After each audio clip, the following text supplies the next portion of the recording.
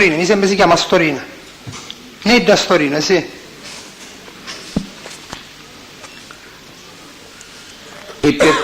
Lei sa come in questa vicenda e per quale motivo fosse stato coinvolto il figlio del titolare del garage? Cioè era un accompagnatore? No, era proprio lui affiliato. È un affiliato all'organizzazione.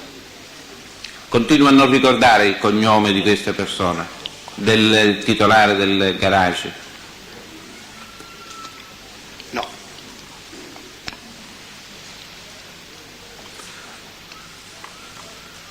Lei poc'anzi, a proposito di Fichera, parlandone incidentalmente, ha detto che si occupava dello sgabello del pesce. Sì. Può essere più specifico su questa attività? Una percentuale la famiglia Santa Paola, il 50% che si dividevano insieme ad altre componenti di altre famiglie, tipo la Savasta, parte dei Cursoti, e ogni 2 mesi ci davano 5 milioni a me e a Marcello, però li dividevano per tutti uguali i soldi. Ecco. Ogni 2 mesi, ogni mese, non mi ricordo preciso, comunque erano 5-10 milioni che ce li dovevamo dividere. Ecco, li portavano i soldi a Santa Paola. Cioè direttamente a Santa Paola? Sì, i conti Alfio Fichera li portava direttamente a Santa Paola, il guadagno mensilmente o ogni 2 mesi facevano i conti e riuscivamo a guadagnare, noi altri avevamo una parte sola come modo, 10 milioni, ce le dividevamo 5 ciascuno. Ogni quanto tempo? Ma certe volte capitava ogni 2 mesi, certe volte ogni mese. E lei questi soldi materialmente dove e da chi li ha avuti? Io ce l'ho avuto personalmente da Santa Paola e anche da Alfio Fichera. Cioè in più occasioni? Sì. E a casa di Santa Paola dove? A Mascalucia. E da Fichera dove? Veniva lui al Model, all'Agip. Con riferimento alla latitanza di Mangion nella casa di Via Battello, riesce a ricordare l'epoca in cui fu latitante in quella casa? Ma diciamo 89-90, anche di più, 90-91, perché poi ho avuto l'informazione, era già il 92, lui c'è stato verso il 91, di preciso. E quale informazione ha avuto, mi scusi? Quando lo stavano arrestando prima dell'arresto, dove hanno arrestato lui, dove l'hanno arrestato? Prima era in Via Battello, io ho avuto l'informazione di un poliziotto. Tramite io e Marcello ci siamo andati e Pippo, suo fratello Pippo, l'ha spostato di urgenza. Ecco, chi era stato il poliziotto Corrado Caruso. E quando e come l'aveva avuto questa informazione? Lui dice che ai centralini era arrivata una telefonata di una donna dove diceva che se volevano prendere Ciuzzumanciano si trova in Via Battello così.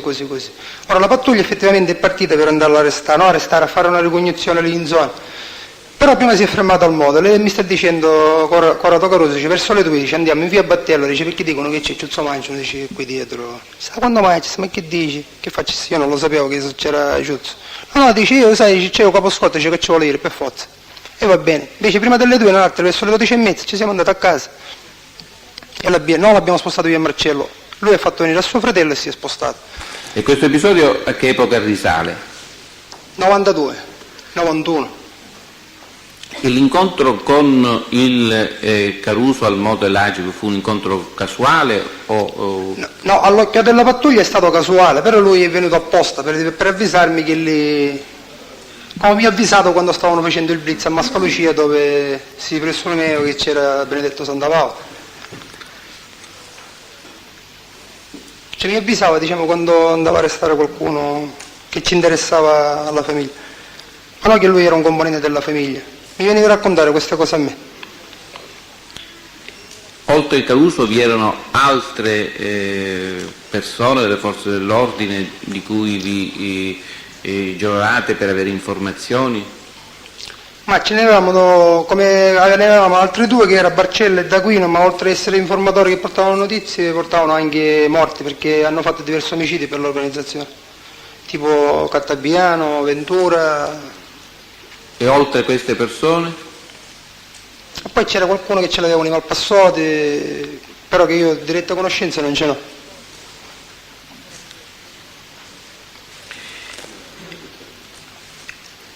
Poi certe volte veniva qualche altro poliziotto, diceva lì c'è un bandito. Deve parlare si deve far sentire perché la voce arriva. No, veniva qualche altro poliziotto, però non è che faceva parte dell'organizzazione, che portava qualche informazione per qualche milione, qualche 2 milioni. E una volta 1 milione o 2 milioni di che cosa? Cioè, non ho capito. di regalo.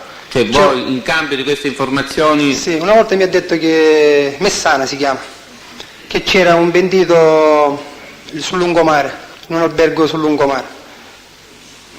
Così. Ci sono noi altri non ci interessano i pentiti. Chi era questo pentito sul lungomare? Mi sembra lo Puzzo, che era in un albergo lì in zona, sul lungomare. Quindi mi scusi, ritornando, lei dice che questa informazione Caruso sulla latitanza cioè sul blitz per catturare il Mangion, e lei l'ha collocato più o meno nel 92. Sì, Di quanto tempo prima al 92 avvenne quella discussione per la partecipazione a quella operazione che lei ha detto di fumo? Di un ma traffico facendo di i conti fumo? giusti ora verso il 90-91. Io sono Lei- andato troppo indietro con il tempo, effettivamente mi sembra che avevo detto 87, ma Quanto l'aveva detto? non ci siamo, perché addirittura ero latitante in campagna nell'86-87. Mi sembra che ho dichiarato io 86-87, perché non mi sono mai, diciamo, dedicato a questa droga, queste cose, cioè mi devo sforzare veramente per ricordare i periodi quando sono cose che non mi riguardano. E come fa a dire che anche Ercolano Aldo aveva messo una quota in questo? E tutti gliel'avevano messo, di quello che avevo indicato gliel'hanno messo tutti. Perché era un guadagno subito, era una bella occasione, perché arrivava sta nave carica di sto coso, questo fumo. Ecco, vogliamo ritornare un attimino sempre allo sgabello del pesce. Cioè, lei ha detto che è andata a prelevare una quota, una volta da Santa Paola, una volta da Fichera. No, io a prelevare ha detto no, a me me li regalavano, io non. Si facevano i conti lì, questo è il gruppo di Ognina, questo è il gruppo di Picanello, questo è il Glieli gruppo. regalavano, ecco. Regalo. Però, dico, Cioè, ci vuole far capire come funzionava questa situazione al mercato ittico. Ma per quello che ne so io, come mi spiegavano, mi si imponeva, diciamo, quando arrivava questo pesce, il prezzo e tutte queste belle cose, il predominio, diciamo, sul pesce, il pesce spada lì, lo sgabello. Per come lo so io, poi non lo so. Cioè un 50% diciamo dello sgabello. E l'altro 50%? Ma si parlava che era da Savasta e di parte di Pillera, misti era. Ma di più diciamo che il predominio ce l'aveva la Savasta. Nino Puglisi. Lei stava parlando degli altri gruppi Sì, che sì, si occupavano. che è un altro 50%. Cosa? Che è un altro 50%, diciamo, sì. E qual era questo gruppo? La Savasta e Pillera. Ecco, Cappello, Pillera, non lo so più come definirlo il gruppo qui. lei sa se c'è un rapporto di parentela tra il Fichera e tale Paolo Fichera? Era suo zio, Perché dice era suo zio? perché l'hanno strangolato a Palermo. Chi l'ha strangolato o comunque cioè come fa a sapere che è stato strangolato e per quale motivo è stato strangolato? A me me l'ha raccontato Alfio Fighiera, che suo zio non c'era più, aveva partecipato all'omicidio di suo zio, che l'avevano strangolato a Palermo. In quell'occasione stessa doveva morire Pippo Ferreira, però lui è riuscito ad andarsene. L'hanno strangolato, diciamo, materialmente i palermitani. Cioè Pippo Ferreira si trovava a Palermo? Sì, al soggiorno obbligato. E perché sarebbe stato strangolato il Paolo Fichera? Che ragioni c'erano di inimicizia? Perché era contro la famiglia Santa Paola. Cioè Paolo Fichera era contro la famiglia Santa Paola, non legava, diciamo, con Santa Paola. E poi fa l'ingresso in Cosa Nostra Alfio Fighiera. Queste sono parole sue, l'hanno strangolato, mi ha detto mio zio a Palermo. Io non c'ero. Lei sa di altri omicidi avvenuti nell'ambito, diciamo, del mercato ittico? Ma se ne occupava Alfio Fighiera, Santo Battaglia, io non... So che hanno fatto un omicidio a Deci Castello, per esempio per questo pesce, un certo Costanzo, però non lo so. Lei ha conosciuto tale Franco Lombardo? Sì, era lui anche uno degli interessati dei Ferrera a Sgabello, dei pesci. Diciamo che ce l'aveva lui, diciamo, prima di noi altri. Lei sa se è vivo, se è morto? Franco Lombardo no, è stato strangolato da noi altri, da noi altri stessi. Ci abbiamo teso un agguato in un appartamento, un agguato, come lo vuoi chiamare, lo chiamiamo. L'è andato a prendere Alfio Fighiera e Carletto Campanella. Lei ha partecipato a questo omicidio? Sì, eravamo io. Opposizione, Presidente, si è detto che sugli omicidi gli autori non possono essere narrati in questa sede. Si accoglie. Carletto Campanella e Alfio Fighiera. Se Foglia non deve parlare.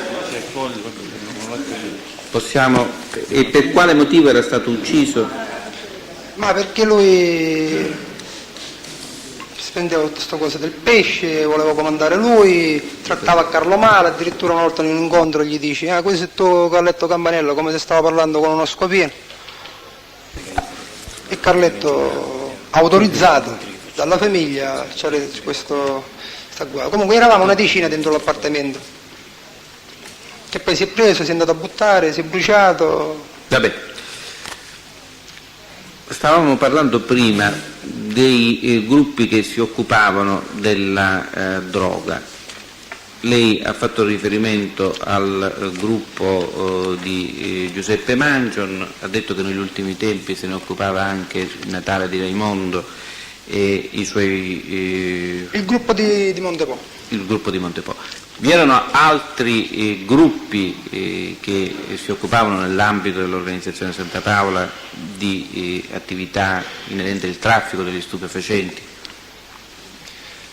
Io per altri gruppi non lo so se prendevano la droga e la vendevano, facevano un passamano, però gli posso dire che gli investimenti grossi li faceva da Santa Paola a Piero Puglisi, al Mappassotto, a Mangion, a Ercolano, Aldo. Questi si riunivano.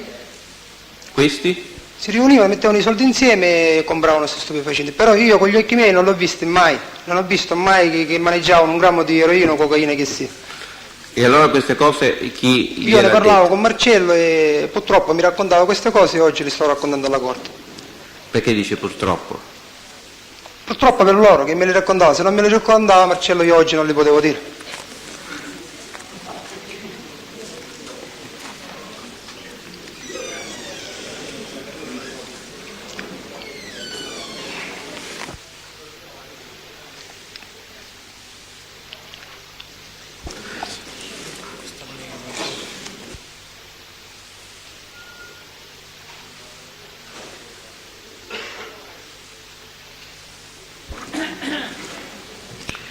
Il gruppo di Picanello si occupava di stupefacenti? Sì.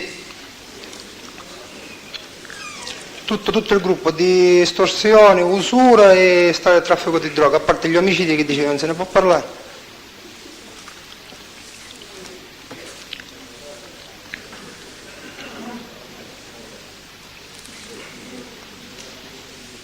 Lei quando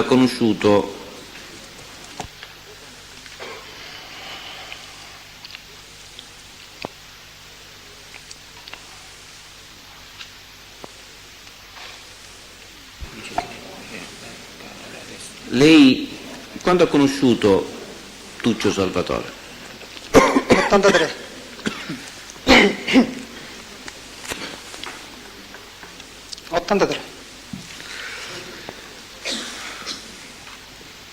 In che occasione? L'occasione non me la ricordo. Mi ricordo che veniva al Model, l'ho incontrato con Aldo, l'occasione me l'hanno presentato. Lui già era commodore affiliato, stava facendo un caseificio, le cose, a Deci Castello. Il Tuccio di che cosa si occupava nell'ambito dell'organizzazione? Oltre ad essere, appunto, lei ha detto capodecina, di che cosa si occupava? Ma io sapevo che lui trafficava anche lui in droga insieme a Paolo De Pisa, Emilio, tutti e due morti. Diciamo nel suo gruppo lui era un trafficante di droga. Poi si è fatto questo caseificio come lavoro onesto, era lui Mancion e Ragusa, e lo dice il nome stesso, Matura. Che è il nome che significa Matura? Mancion, Tuccio e Ragusa.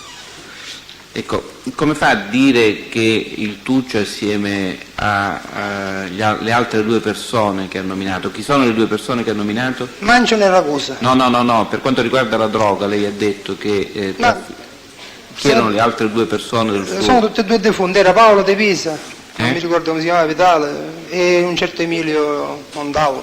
Ecco, lei All'epoca erano diciamo vicino al gruppo Santa Paola. che erano? Vicino al gruppo Santa Paola, Ecco, erano vicini al gruppo Santa Paola. sì. Come fa a sapere che trafficassero in droga? Ma perché sempre vicino a questo gruppo all'inizio c'era anche Pinuccio Di Leo, di Salvatore Tucci e Paolo De Pisa, e poi Pinuccio E che è passato cosa le ha con- raccontato? Che trafficavano in droga, investivano soldi, tutte queste belle cose. Però Pinuccio poi non l'ha bazzicato più questo giro di... Non si è Cioè, messo lo più. ha, come dice lei, bazzicato all'inizio, mi faccia Sì, capire. sì, perché Pinuccio faceva le rapine e invece loro trafficavano in droga e il Pino no. Chi è che non l'ha più bazzicato, come dice lei? Pinuccio Di Leo. E invece il Tuccio questa attività che lei dice che svolgeva nel campo degli stupefacenti l'ha continuata oppure... Sì, l'ha continuata. Opposizione, Presidente, opposizione. Suggestiva la domanda, invece il Tuccio l'ha continuata? Ma invece- può rispondere. Può rispondere. Sì, l'ho continuata fino a prima di arrestarlo. E che l'abbia continuato come fa a saperlo? Ma perché era anche lui nella società del gruppo, diciamo, come Aldo, come Mancion, In quale società, mi scusi? questa qui creata da loro, diciamo, per Questa- i grossi traffici di droga, era da Santa Paola all'Ercolano, al Tuccio, Mancion, Ecco, dico, questo come le Carletti. risulta, voglio sapere, com'è che le Io risulta? l'ho risposto poco fa perché a me le raccontava Marcello e poi ne sentivo parlare anche io stesso a Carletto, ma anche se non me lo raccontava Marcello, c'è torto io ero a casa di Carlo e sentivo parlare cioè di droga sentivo parlare, anche se non mi interessava, però purtroppo ero presente a queste discussioni. Carlo chi? 1 chilo, 2 chili. Carlo chi, mi scusi? Campanella io parlo. Anche Mancion chi? Francesco. Lei sa se il Tuccio sia stato vittima di qualche attentato? Sì, nell'85. Nell'85 a causa come diceva Santa Paola, che il Tuccio non si è potuto gestire il Paolo Vitale, Paolo De Pisa e Emilio. Paolo l'ha tradito per il Gran Cappello. Però la sparatoria non è stata per Tuccio, volevano colpire Santa Paola perché l'abitante nella casa dove ci hanno sparato a Tuccio, la sera prima c'era Santa Paola, è stato soltanto per un'intuizione che Santa Paola si è salvato. E questo come fa? Era nella casa della sorella di Tuccio, io non so indicare il posto dove era. Sì, come fa a sapere che Santa Paola fosse stato latitante lì? Io ci sono stato con Marcello e con Aldo lì, E c'era stato prima... prima della sparatoria, perché poi noi altri ci hanno arrestato agosto 84. Come raccontava Tuccio, perché poi noi altri ci hanno arrestato, quando lui è arrivato nella stanza che era Lei ferito, quando è stato arrestato, mi scusi? agosto 84. E vogliamo dire quali sono stati i suoi periodi di detenzione in quel periodo, voglio dire? 1 anno e in quel- mezzo, Eh? da agosto 84 a febbraio 86. Dall'agosto 84 Febbraio 86, è 1 anno e mezzo. e prima della... e per che cosa era stato arrestato? Nell'82 per detenzione d'arma. No, mi scusi, ha Porta parlato per abusivo. adesso dell'84, agosto 84, 84 febbraio per 86, rapina. per che cosa era stato arrestato? No, dall'84 all'86, febbraio 86 ho fatto la detenzione per rapina. Per quale rapina? Rapina alla posta. E poi ha parlato di un altro periodo dell'82. 82 ero solo per detenzione d'arma. Ed è stato, Porta abusivo voglio è dire. stato detenuto per quanto 6 tempo? mesi, Dall'82, quindi periodo? 83. Mese dell'82? Verso aprile sono uscito dal carcere. È uscito nell'aprile dell'83? Sì. E quanto è stato arrestato invece? Nell'82? Ottobre 82. Quindi dall'ottobre dell'82 all'aprile Sì, sono dell'80. 5 mesi, 5 mesi e mezzo. 5 mesi e mezzo. In effetti nelle sue dichiarazioni rese a Bologna credo che lei abbia parlato di maggio-giugno dell'83, comunque Comunque neanche 6 mesi ho fatto. neppure 6 mesi. E quindi lei dice era andato a trovare il Santa Paola o il Tuccio prima che lei venisse arrestato nell'agosto dell'84? Sì, È così? sì. E lo aveva trovato nell'agosto dell'84, lo aveva trovato... No, agosto, un paio di mesi prima, Un paio di mesi prima l'aveva trovato in quella casa. in quella casa, che era della sorella di Tuccio. Ecco, come fa però a sapere che al momento dell'attentato di Tuccio il Santa Paola si trovasse ancora lì? Questo le ho Perché chiesto. quando hanno arrestato a Tuccio l'hanno portato nella nostra stessa stanza e si parlava di questa cosa che era successo. Ci raccontava che E lei sa quando è stato arrestato Tuccio? ma penso che era l'85. Poi era l'85 fine 84, comunque forse fino all'84 perché lui è poi stato imputato per il blitz dell'84 di Parisi e già era in carcere. Sì, 84 era. Lei ha parlato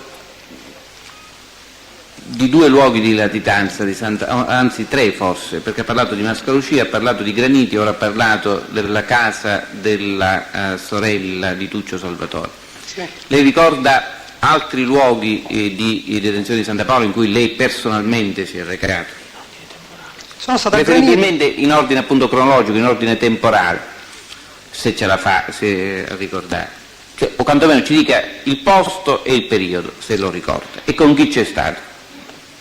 Verso l'86 sono stato nella zona di Siracusa. Esattamente dove, lo ricorda? Era una zona dove dice che era di una persona importante, e ci sono andato con Piero Puglisi, con Mancion. Perché, come fa a ricordare bene che si tratta dell'86? Perché io collego il fatto che io ero ricercato per il duplice omicidio.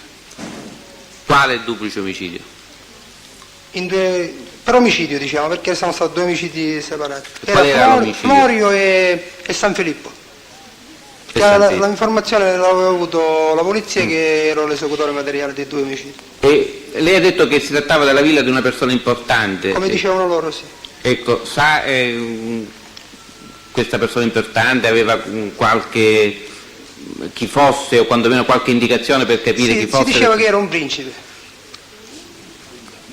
Lei ha fatto un sopralluogo per individuare questa casa con le forze dell'ordine? Sì, Ha poi saputo a chi apparteneva questa casa o quantomeno chi ne avesse la disponibilità? dice che era un principe. Con chi c'è andato in questa casa? Io ci sono andato con Marchese l'ho trovato lì, ci sono andato sia con Piero che con Mancion.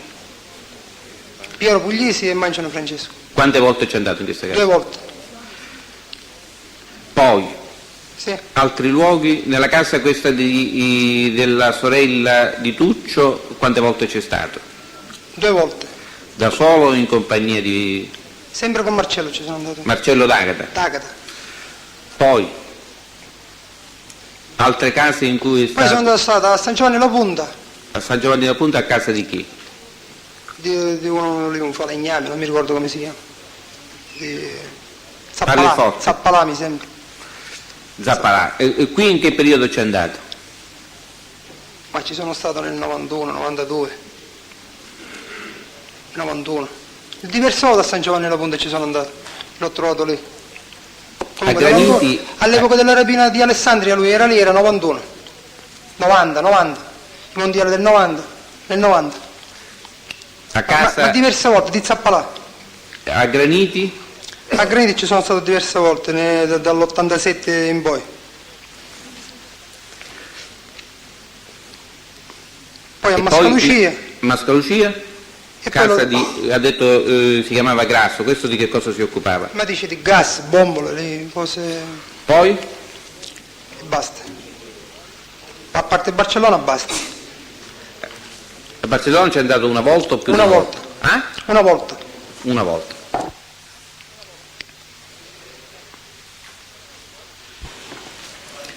E a Barcellona il Santa Paola ci abitava oppure lei ha avuto quell'incontro, se lo sa, voglio dire? No, ci avevano cercato una casa per stare un buon periodo di tempo lì e stare lontano da casa. Lei ha parlato della rapina di Alessandria. Sì, Questa rapina da chi era stata organizzata? la rapina, io mi trovo al Model e il Marcello mi dice: senti, c'è una rapina grossa da fare, te la senti di organizzare questa rapina? E c'è il nipote di Santa Paola che la sta portando come base. Il nipote, Quale nipote di Santa Paola? Portanza. Dice che c'ha un parente lì dentro la posta centrale, ti dà tutte le informazioni. Se ci leghiamo da Santa Paola si discute. Dove ne avete discusso? A San Giovanni la Punta. Chiedo scusa Presidente, ho la sensazione, non vorrei sbagliare, questo sia un episodio stralciato che appartiene ad altro processo, quindi nella logica generale magari, ma i particolari, è la stessa logica degli omicidi, sia pure in importanza minore. È stato stralciato questo episodio. Sì, Ora indagare sui particolari. No, io non sto indagando i particolari perché i particolari sarebbero quelli della esecuzione. Io credo che sia interessante. No, scusi signor Procuratore della Repubblica, io voglio dire, c'è abbiamo per la verità una rappresentazione comune della lingua italiana, mi rendo perfettamente conto che i particolari, ma voglio dire, anche cose, no, i particolari si possono affrontare diciamo letteralmente in maniera diversa, ma il succo è sempre lo stesso, cioè indagare a fondo sull'episodio che non fa parte di questo processo. Presidente, la posizione rigettata, il pubblico ministero può procedere. A me interessa soltanto la fase organizzativa. La fase organizzativa che Quindi lei ha parlato di un incontro a casa di Santa Paola, cioè dove era latitante Santa Paola? San Giovanni la Punta, sì. E in quella occasione Incontro di Baldanza. era presente Santa Paola? Sì, che io non conoscevo il Baldanza, me lo presento. Lo conosceva? No. Dici mettetevi d'accordo per tutte le informazioni, che informazioni ti servono, come squadra diciamo di rapinatori me la sceglievo io. E basta, Santa Paola era presente e poi lui non ci siamo visti più là, ci siamo visti soltanto quando abbiamo sceso diciamo i sacchi della posta. Cioè dopo la consumazione della rapina? Dopo la consumazione della rapina, cioè lui e poi tutta la fase come è andata non la sa più. E dove vi siete visti dopo la consumazione della rapina? Con i sacchi della posta?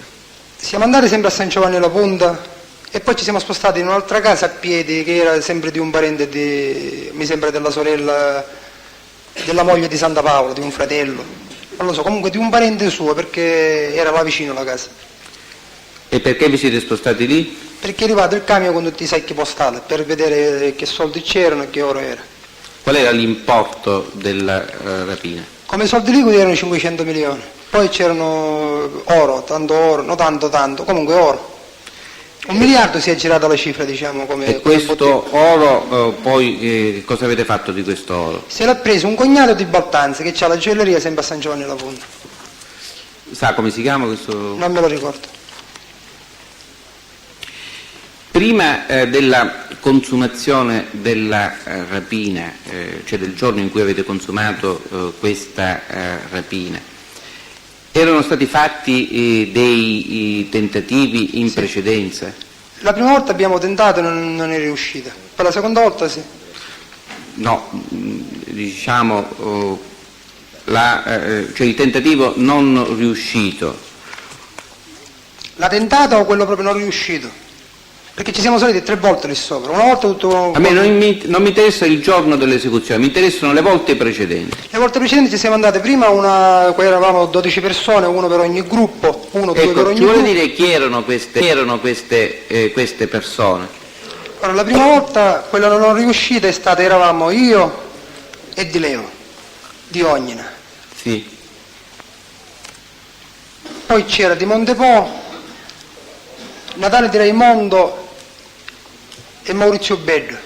Non mi E ricordo chi è Maurizio Beddo? Il cognome non lo so, era un ragazzo vicino a Natale. Sì. È alto, biondo, occhi azzurri. Infatti il Beddo è già la parola stessa. Poi c'era Michele Marchese Diciamo che era del gruppo di Peccolano, ma questo gruppo per me è inesistente. E poi? Poi mi avevo portato a Di Re, che sempre fa parte di Ognina, ma no, diciamo come attivo, come omicidio e come cosa. Un affiliato. E poi? Poi c'era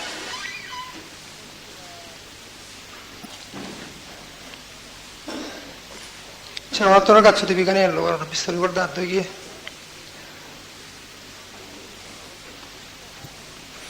Lei ricorda se C'era Franco Stimoli da parte di Mappassoti, che ha portato un altro Mappassotto. e quello di Picanello? Ricorda chi fosse? Non me lo sto ricordando. Lei sa se in quell'occasione venne qualcosa di... Poi mi sono portato a Ernesto Carbonaro, stavo dicendo... comunque eravamo una decina.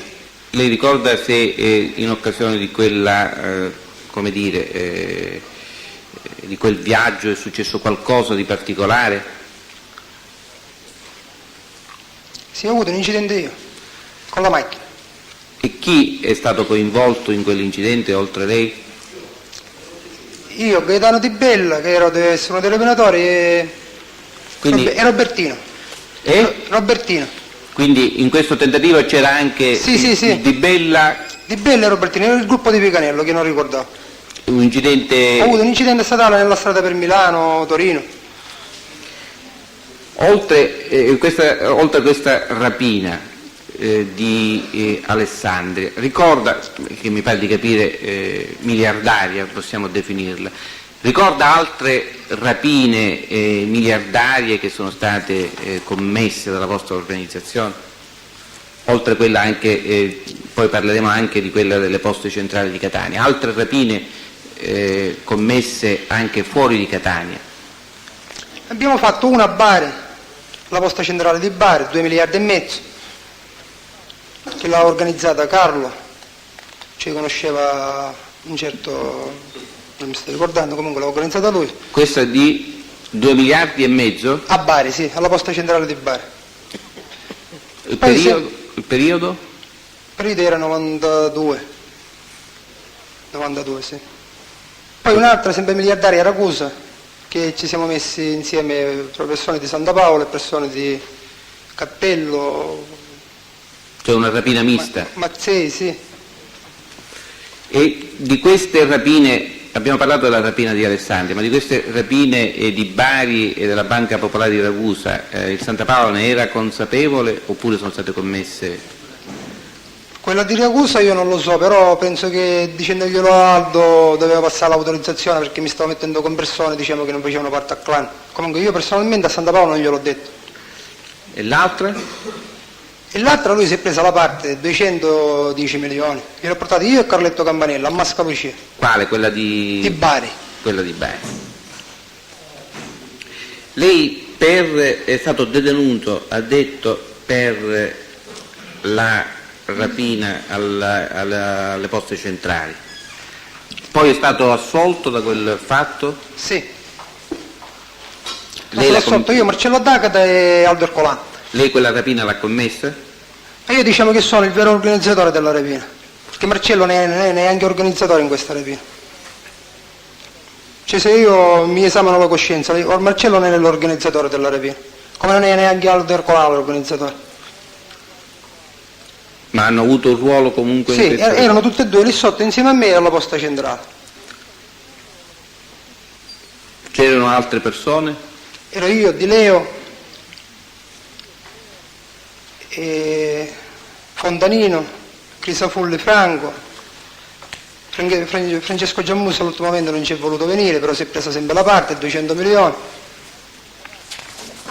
Fatta la rapina si è andato a casa di Mancione e si è presa la parte anche lui.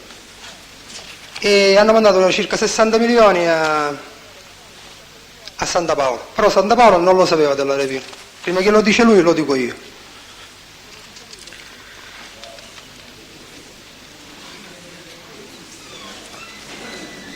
Lei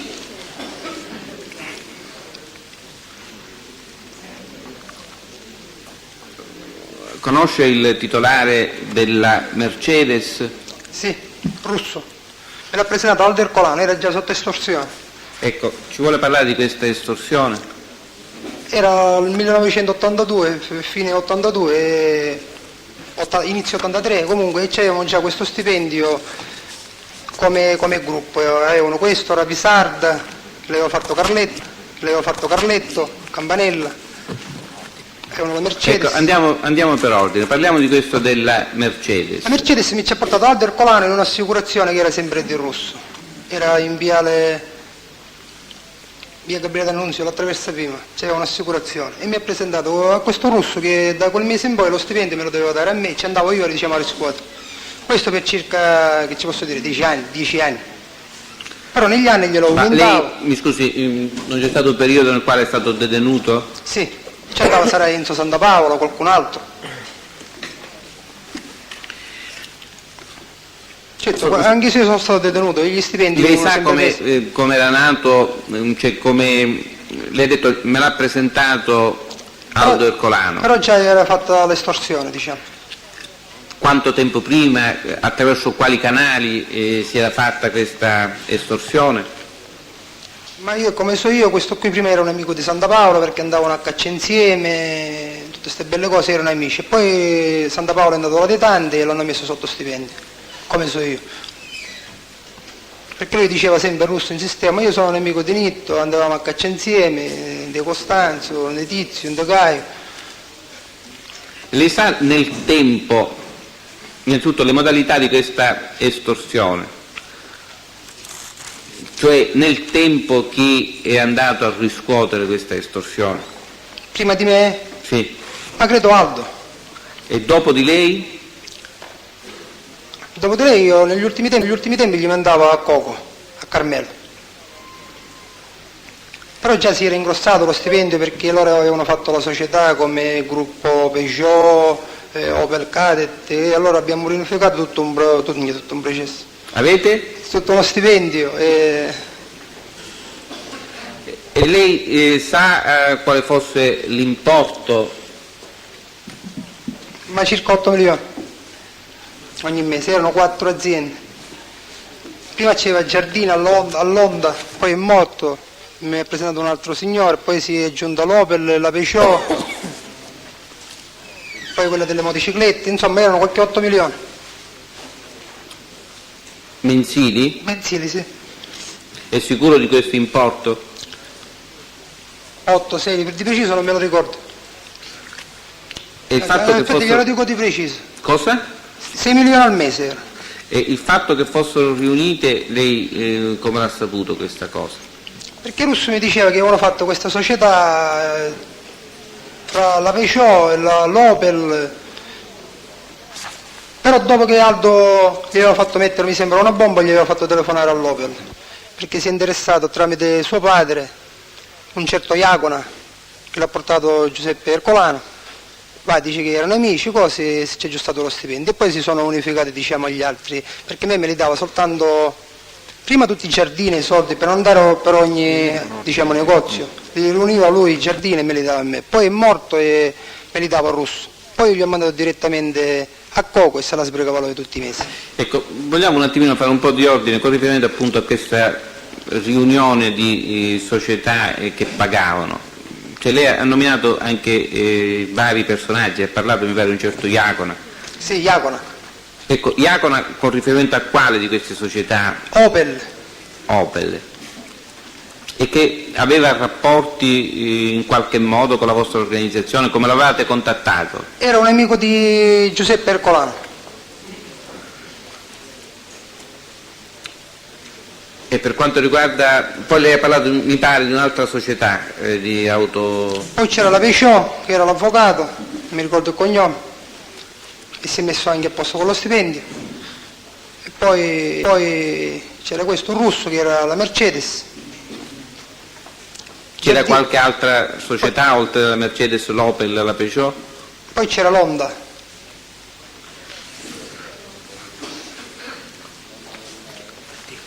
E basta, 4 era.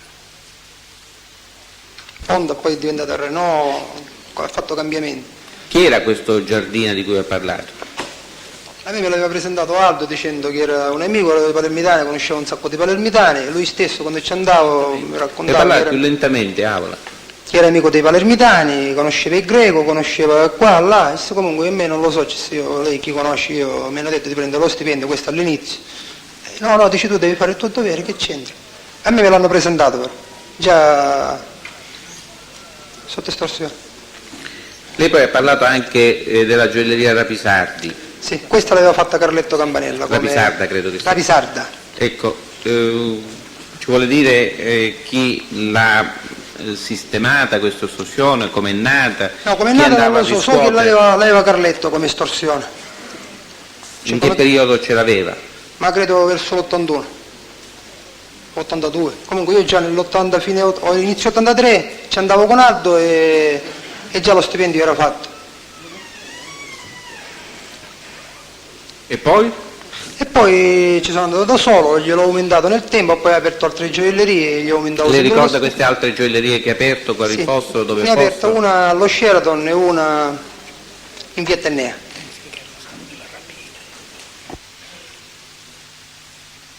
Tre gioiellerie aperte.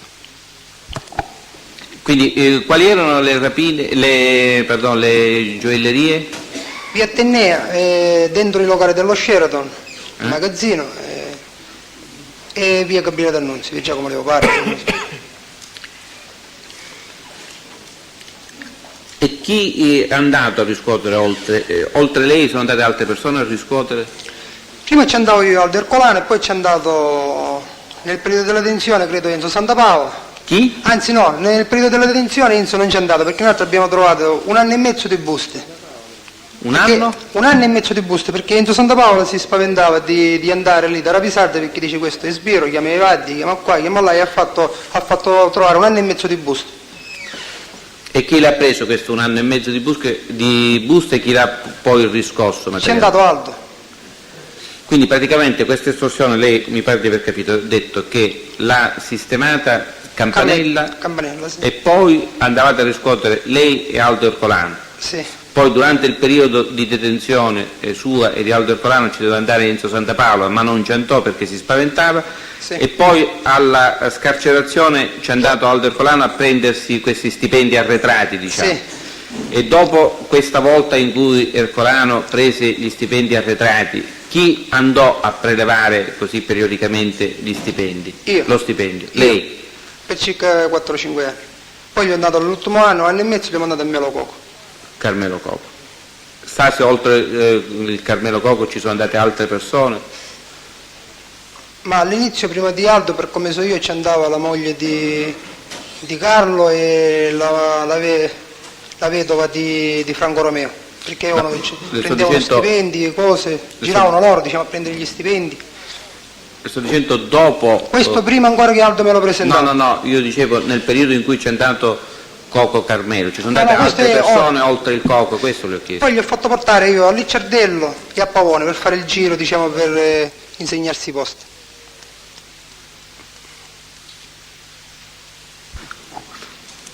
Scusi, com'è che ci andavano, lei ha detto ci andavano la moglie e la vedova di Romeo, com'è che... Presidente, c'è opposizione, Presidente, c'è opposizione, sono persone del tutto estranee a questo procedimento. Sì. Ma no, la risposta l'ha già data, io volevo, la curiosità era soltanto una curiosità, credo, La curiosità processuale. è fuori dal processo. Si Presidente, richiede all'opposizione per Presidente, rispondere. ma Presidente, non sono nemmeno estorsioni contestate di qua. Può rispondere. Io lo so perché c'erano... No, io capisco perché si sono servite addirittura delle donne per riscuotere. Perché una volta le estorsioni, gli stipendi, più ne faceva uno e più stipendi aveva. Cioè se Carletto Campanella aveva 10 negozi sotto estorsione a Catania e prendeva 10 milioni al mese, non erano della famiglia, ma erano tutti di Carletto. Poi è cambiata questa regola perché ognuno faceva tutte estorsioni, c'è chi guadagnava 10 milioni al mese, c'è chi non ce la faceva neanche a prendere il telefono e non aveva lo stipendio. Allora per fare un'uguaglianza fra tutti, lo stipendio è uguale per tutti e il resto vanno sempre nella bacinella. Ho capito. Prima mettiamo, se la moglie di Carletto girava e prendeva 10 stipendi, erano di Carletto personale. Ho capito. Ora lei ha detto che oltre a Coco e Carmelo nell'ultimo periodo ci andarono Licciardello E Pavone. Questo esattamente lei come fa a saperlo? Lei era No, gliel'ho mandati io stesso l'ha mandato lei stesso a fare quando? il giro per raccogliere gli stipendi. Gli ultimi tempi erano 93.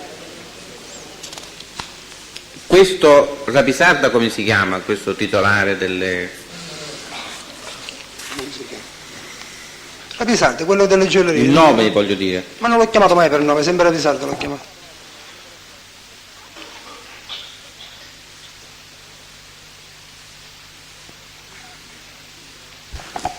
Quindi questa estorsione sostanzialmente quando è iniziata? Della gioielleria stiamo parlando? Sì. Io Periodo. credo nell'82, 81-82.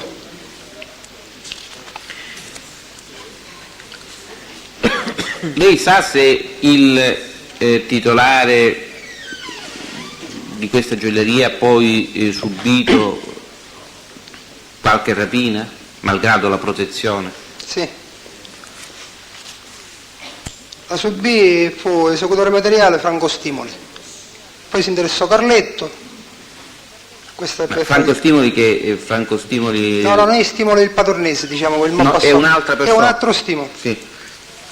Massimo Stimoli, sbaglio. E come era potuto accadere che malgrado la protezione, cioè sulla base delle sue conoscenze ovviamente, era stata fatta una rapina a una...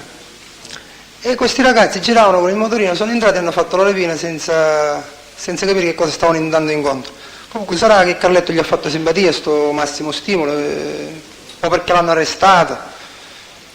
Niente, lui però Rapisarda non ha voluto ritornare neanche la roba, no, sono stati arrestati in un'altra gioielleria. Cioè, Non è voluto ritornare la mi roba. faccia capire, questo qui è stato arrestato e ha detto in un'altra gioielleria, Un'altra cioè per gioielleria. un'altra rapina? Un'altra rapina in una gioielleria. E in Corso com'è Italia. che siete giunti all'identificazione dello stimolo come autore anche della rapina commessa ai danni del Perché Rapisarda? Rapisarda ci ha chiamate che la figlia l'aveva chiamato dicendo papà questo è quello che mi ha fatto la rapina lì allo Sheraton e noi siamo andati da Rapisarda, il padre, diciamo, dice, questi sono quelli che mi hanno fatto la rapina. Poi si è interessato Carletto, tramite il carcere, cose per questa roba e lui gli ha detto no, non mi interessa, dice non ne voglio tornare, l'importante è che si dice che non... L'importante? Che non mi fate fare più rapine, non mi si mette in Non giro mi con- fate fare più rapine. Non mi fate fare più rapine. Mi scusi, ma per questa rapina poi si è proceduto che lei sappia è stato arrestato lo stimolo? No, neanche l'accusato. Chi è che non l'ha accusato? A confronto nella polizia ha fatto finta di non riconoscere sia la figlia che... Cioè, diciamo che l'ha detto non per farli arrestare, ma solo loro voleva sapere che non ci andavano più in quel posto, diciamo, come fargli la rapina. Però all'atto di polizia non ci è andata già a denunziare lo Stimoli e l'altro suo imputato che non so chi è.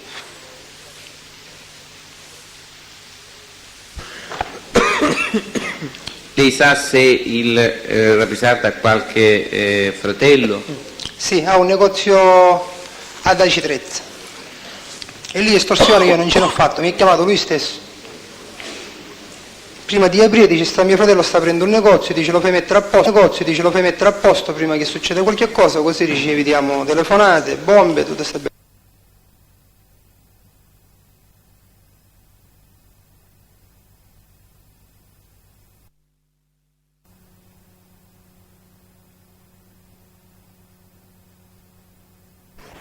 Se c'è ancora non lo so, comunque si trova all'epoca dei Cetrezza.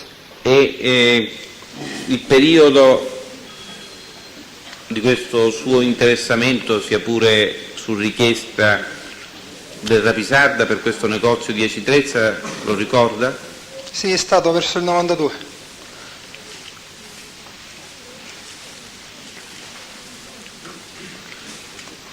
Cioè poco tempo prima di essere lei arrestato? No, un annetto prima.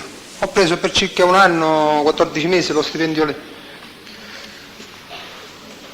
Altre persone sono andate poi a riscuotere oppure è finita lì col suo No, poi gli ho arresto? mandato il Melococo, sempre con Ricciardello e Pavone. Negli ultimi tempi, l'ultimo 2 mesi, un mese, 2 mesi.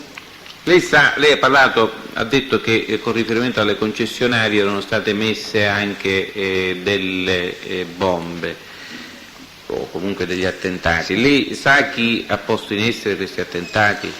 Una bomba l'ha messa Enzo Santapaolo alla Peciò. E le altre? Altre, poi gliel'ho messa anche io una. Oltre lei e il Santa Paola? Altre C'è bombe. opposizione, Presidente. Oltre presuppone necessariamente che ci siano altri. È una domanda. No, è una domanda estremamente suggestiva. Oltre presuppone che ci siano altri. Allora, ci Non sono... deve più essere posta, Presidente, ritengo. Posso chiedere la parola, Presidente? Si accoglie l'opposizione. Avvocato Russo. No, il provvedimento della Corte sostanzialmente avalla quello che era il mio pensiero. Volevo dire, per quanto si comprenda non sia che una maniera assolutamente legittima, dico, di esaminare, tuttavia molte volte si è chiesto e poi, io vorrei evitare questo, perché dicendo e poi è come se si presupponesse che ce ne siano altri, la logica è la stessa.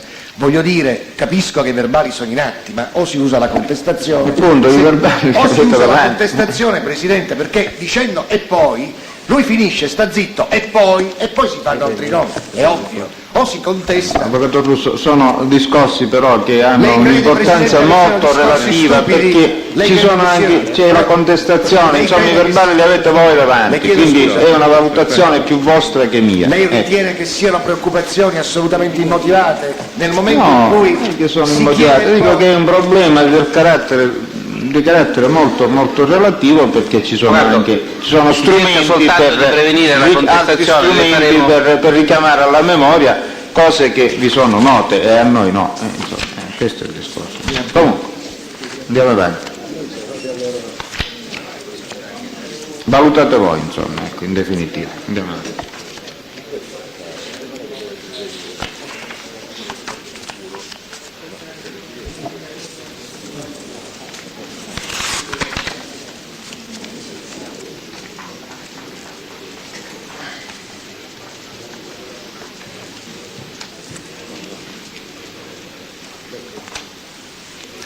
Lei sa le telefonate... Mi scusi, pubblico ministero, un momentino, non siamo al completo. danni delle concessionarie. Io vorrei sapere chi ha fatto la telefonata, cioè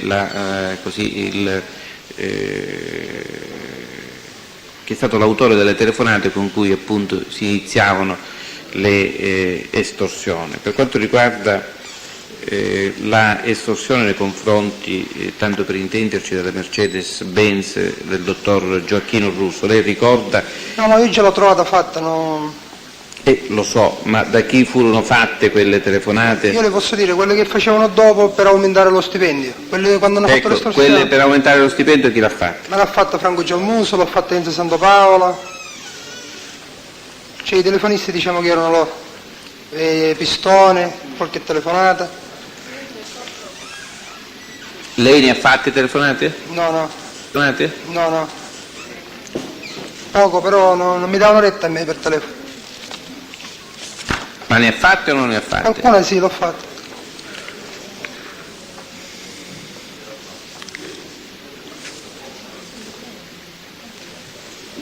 Per quanto riguarda la Peugeot, La Peugeot gliel'ha fatta Giammuso la telefonata.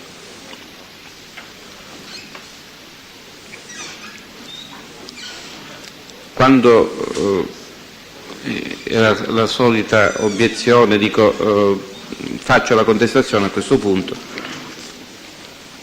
lei ha dichiarato il 22 aprile del 94, dice: per quanto riguarda la Peugeot di via Cicastelle si iniziò con le telefonate fatte da me, da Giammuso, da Aldo Ercolano e da Franco Pistone. All'inizio, sì. Ecco, lei deve appunto fare un po' di attenzione alle domande e quindi alle risposte. Che significa all'inizio? Cioè, quando è cominciata l'estorsione eravamo il gruppo, io, Aldo Ercolano, c'era Pistone, Marcello, diciamo, però la telefonata la faceva Giammuso. Io parlavo come gruppo, perché 4 al telefono non possono parlare. Cioè lui se ne andava fuori da Catania. Cioè in sostanza che significa? Che eravate un gruppo di persone davanti al telefono e uno solo parlava oppure... No, ci andava da solo Giammuso. Certo, ci telefonare. facevo compagnia, io ci potevo andare Marcello solo per compagnia, diciamo, la telefonata la faceva poi Giammuso, che era sempre insieme a Pistone di regola. Andavano fuori Catania e facevano la telefonata. Come parlo? Io parlavo come gruppo di ogni. Poi Aldo si è distaccato, è andato, diciamo, a fare capo. Per quanto riguarda la diciamo, decisione di riunire queste, ai fini dell'estorsione, queste società, cioè di mettere assieme il pizzo di tutte e quattro le società che lei ha indicato, Sì. questa decisione da chi venne? Da voi oppure dagli estorti, voglio dire? No, loro me l'hanno detto, a me me l'ha detto Russo, dice, siccome siamo mai detto una cosa, stiamo facendo una società, hanno messo, dice, stanno telefonando, dice, a uno dell'Opel, dice se possiamo fare un incontro, dice, da Giardino, così si discutono oltre per esempio di questi stipendi tutti insieme, e a me mi ci ha portato Aldo Ercolano, mi ha presentato questo Iacona e l'altro il titolare, diciamo, dell'Opel, mi dicendo che si è aggiustato l'estorsione dell'Opel e si sono unificati i 4 negozi. Eravamo da Giardino a Londra. Eravate? A Londra, in via la Vittorio Veneto. Era Giardino il titolare, uno dei titolari all'epoca. E poi sa materialmente da chi è stato preso, cioè chi è stato la persona che materialmente ha consegnato questo denaro? A me lo consegnava sempre Giardino. E dopo Giardina? Dopo Giardino c'era un'altra persona che io non me lo ricordo. Comunque sempre nella zona di via Vittorio Veneto me li facevo consegnare lì. Poi certe volte me le consegnava il Russo nell'assicurazione, bisogna vedere che periodo passavano loro. Io vieni qua, non venire, vai a Londra. Che poi c'è stato il periodo che è morto Giardina e andavamo alla Mercedes. Giardina era l'Honda, via Vittorio Veneto. Honda Renault.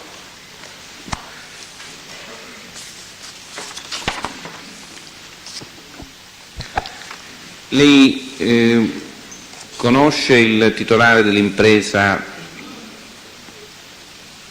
Venuto e Fronterre? Sì, avevamo uno stipendio lì. Ecco, ci vuole dire come è iniziata questa estorsione? Questa l'ho trovata sempre pronta già era sotto stipendio, Venuto e Fronterre nell'82. Poi nel tempo si ci è aumentato qualche 500.000 lire, 1 milione, ma Lei già quanto se ne è occupato? io me ne sono occupato già 83. Ma era un'estorsione di Carletto, perché erano persone di Carletto, perché dicevano sempre Carletto. E cioè chi l'aveva sistemata questa Carletto? È stato il tempo precedente che io non c'ero, io non lo so. Poteva essere che l'ha fatta anche lui l'estorsione. Lei in effetti quanto è stato interrogato? Sempre il 22 aprile del 94 ha detto che, a proposito di questa estorsione, pagina 5, che questa estorsione era stata sistemata già da Aldo Ercolano E Carletto, sì, circa 8 sempre anni. precedentemente all'83 di cui. Prima. Ecco, ma era Aldo Ercolano o Campanella? Io quando ci siamo andato la prima volta per presentarmelo era Aldo Ercolano. Lui me l'ha passato lo stipendio, perché Carletto era in carcere. Però io sapevo che lo stipendio era di Carletto, di prima. Cioè era destinato... Era uno stipendio di Carletto, era la discussione che ho fatto prima, cioè più stipendi si avevano e più soldi aveva una persona sola. Però nell'82 io sto parlando, no dopo l'83. E lei fino a quanto se ne è occupato allora? Poi tutto lo stesso periodo che... No, cioè lei della riscossione fino a quanto se ne occupò? Fino al 93. Presidente, chiedo scusa. Dottore Bertone, chiedo scusa. È stata una contestazione tecnicamente quella poc'anzi fatta da lei oppure che cosa? Avvocato, la contestazione si legge il verbale, si fa la contestazione per capire quale delle versioni Sì, no, sia... perché cosa si fa la contestazione credo di saperlo. No, Sì, chiedevo sì, se lei infatti avesse non ne fatto- dubito, avvocato. E allora me lo stava spiegando, quindi qualche dubbio E pensava quindi di è avere. una contestazione. Io gradirei sapere, è una È una contestazione. contestazione. Allora, per quanto riguarda il periodo in cui lei si è occupato, lei ora ha detto 93. 93 lei era libero, detenuto? Diciamo all'inizio, fino all'inizio dell'83, cioè del 93 gli ho mandato a Licciardello e a Pavone, poi mi hanno arrestato e non lo so. Licciardello? E Pavone. E Licciardello e Pavone quando, tempo prima del suo arresto? 2 mesi. Da gennaio dicembre fino a febbraio. E prima... Prima ci andavo io che gliel'avevo dato a Carmelo Coco, cioè tutti gli stipendi che riscuotevo io, gliel'ho passato a Carmelo Coco e li prendeva lui. Per circa 2 anni l'ho fatto, 1 anno e mezzo, 2 anni.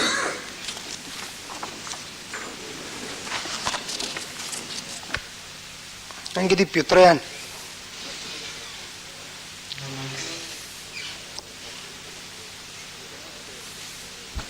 Lei conosce il proprietario dell'hotel Sheraton? Sì.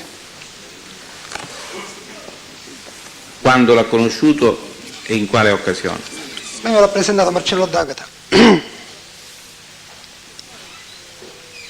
Occasione perché l'hanno messo sotto stipendio come locale e lo stipendio lo portava lui stesso fino al motel. Mi scusi, vuole ripetere perché mi sono distratto? Portava lo stipendio lui al motel a Marcello D'Agata. Chi lo portava? Direttamente il titolare, per non farci andare lì. Noi nei primi ci andavamo lì, dice no, evitate di venire qui, ve lo porto direttamente lì. E lì se l'ha preso, diciamo, Marcello D'Agata come aggancio e se lo faceva portare direttamente al motel. Ricorda l'epoca, Credo 88. cioè quando era iniziata questa estorsione? Credo 88, 89, 88. E sempre questo qui era un altro amico di Carlo, perché quando aveva i cantieri si interessava Carlo.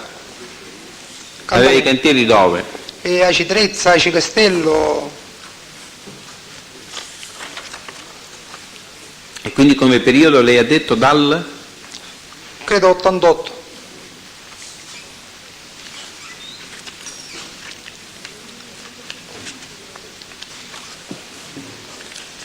E per quale motivo veniva portata direttamente che lei sappia, al rifornimento di Marcello D'Agata? Perché il titolare si spaventava che lì la gente ci conoscesse, eravamo gente di malavita, cose, per evitare che si macchiasse il nome del locale, dice vengo direttamente io, vi rilascio io e me ne vado.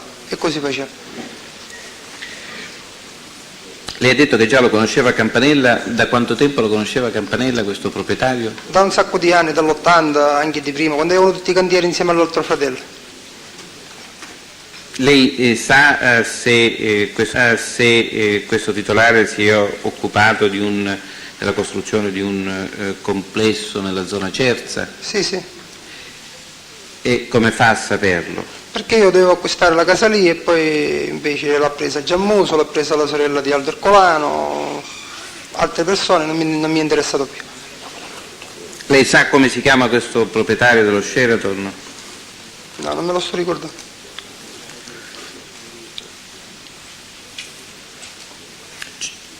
Ce lo sa descrivere?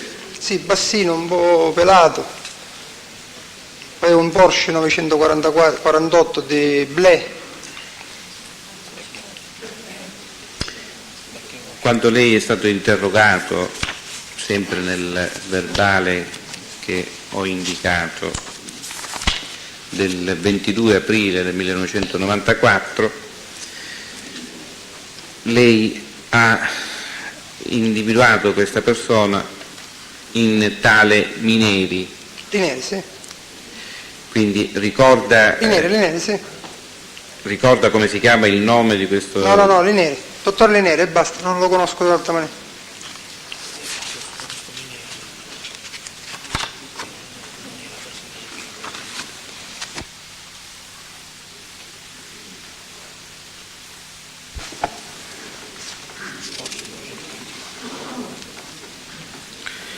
Lei conosce il titolare dell'albergo Nettuno? Qui aveva lo stipendio Salvuccio Marchese.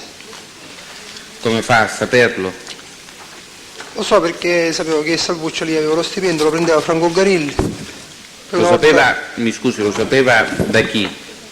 Ma se ne parlava degli stipendi che avevamo su per giù per evitare altre estorsioni, altre cose alle persone, si dovevano sapere se erano sotto copertura o se non sotto copertura. E io sapevo che lì c'era lo stipendio Salvucci, era l'amico di Salvucci. Che poi lo prendeva Franco Garilli lo stipendio. Casa mia, aveva un altro stipendio a casa mia. Chi? Sempre Salvucci. Aveva un altro stipendio? In Corso Italia, un negozio casa mia. è diverso, poi io non...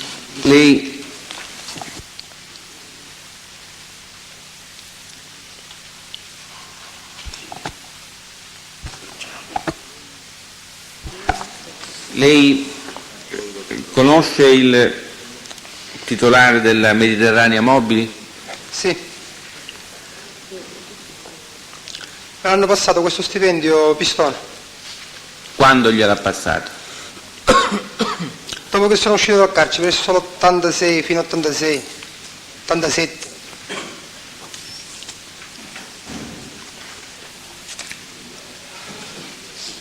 E cioè questa estorsione da chi era stata iniziata?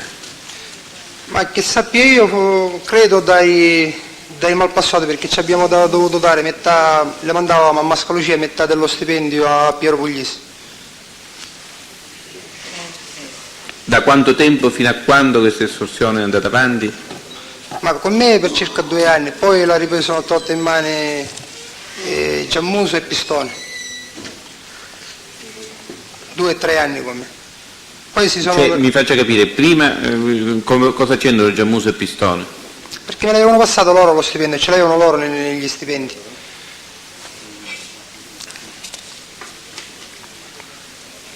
E quindi quando gliel'hanno passato? Verso l'87. C'era Pistone, mi ha presentato il titolare e mi ha passato questo stipendio, di cui io lo mettevo a metà a Mascalucia e metà lo mettevo nei conti, quelli che avevamo un'altra moto.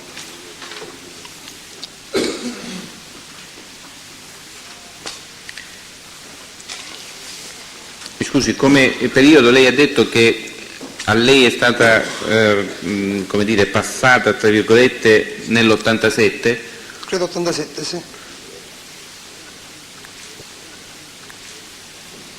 Lei in precedenza si era recato con altri in questo, prima di iniziare lei questa estorsione, si era recato con altri componenti dell'organizzazione? Ma io non ne facevo l'estorsione, io già la trovavo pronta l'estorsione. Era solo un passaggio, diceva invece di pagare a Pistone me le doveva dare a me quando ci andavo, tutto lì, già l'estorsione era fatta.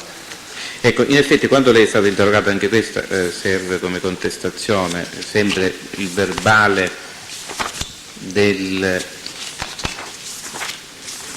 22 aprile, lei ha detto che le era capitato qualche volta di accompagnare il Pistone a riscuotere lo stipendio, ciò accadeva nel 90, quindi da questo sembrerebbe che il periodo in cui lei è andato a riscuotere è successivo al 90, quantomeno dal 90 in poi. Le sto chiedendo, cioè nel verbale di cui le ho dato lettura c'è un riferimento al fatto che lei andò ad accompagnare il Pistone nel 1990. Ora lei sta indicando l'87, è sicuro della data oppure non è Nel sicuro? 90, perché andavo anche alla Mercedes, quello dei camion, verso il 90 era. Faccio confusione con la data, ma l'ho preso e poi glielo ridato e poi lo riprendeva Pistone e Giammuso, sia questo che quello della Mercedes. Ecco, lei ricorda nella occasione in cui accompagnò, appunto in questa occasione che adesso colloca nel 90, in cui ha accompagnato il Pistone, avete avuto modo di contattare un personaggio all'interno della Mediterranea Mobili? Mi sembra che sia uno che si chiamava Isidoro. Isidoro, sì. Il cognome non lo so. O addirittura Se lo sa descrivere? No, non me lo ricordo io. Comunque dice che era il titolare, il direttore della Mediterranea Mobile. Quando è stato interrogato sempre in questo verbale di cui le ho dato lettura, lei ha detto si trattava di questo Isidoro, descrivendo questo Isidoro, ha detto si trattava di una persona alta, 1,70 circa, con pochi capelli. Ricorda? Sì, super giù, un pochettino tricchiato, alto, 1,70 è alto.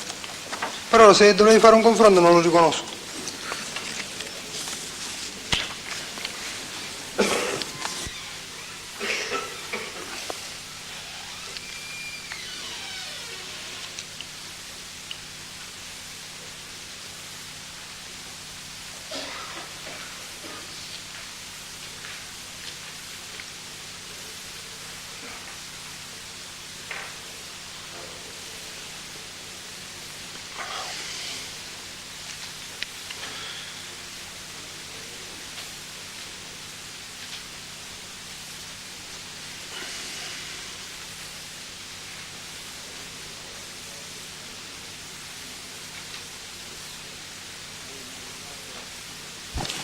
Lei è mai stato nel ristorante La Siciliana?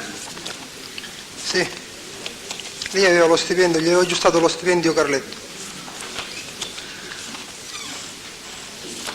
Lei è stato lì solo per, cioè è stato lì per cenare o per, non ho capito, l'ha sistemato, l'estorsione lei ha detto l'ha sistemata Ho Campanelli? fatto fare sì, Carletto si interessava, Pippo Licciardello, all'epoca Giovanni Gomes, Cristaldi per fare questa estorsione. Quanto tempo prima era iniziata? Ma era dopo il 90. Hanno messo sotto stipendio La Siciliana. 90, 91, non mi ricordo di preciso.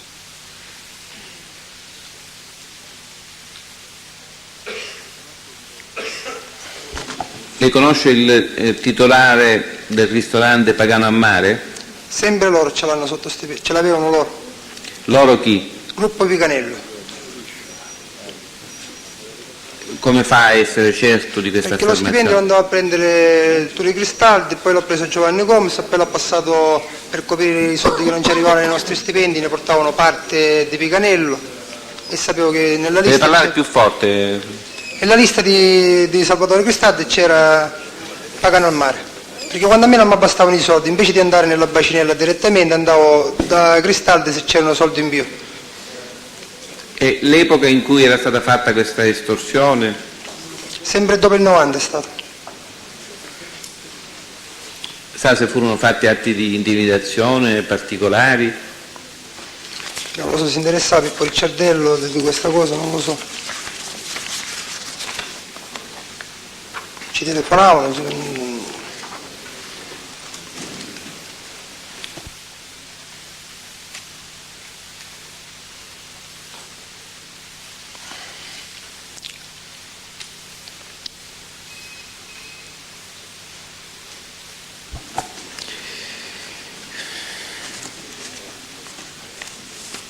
Lei conosce il titolare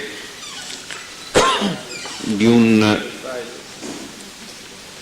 negozio che si occupa della vendita di sanitari denominato Bedford in Sì. via Asiago?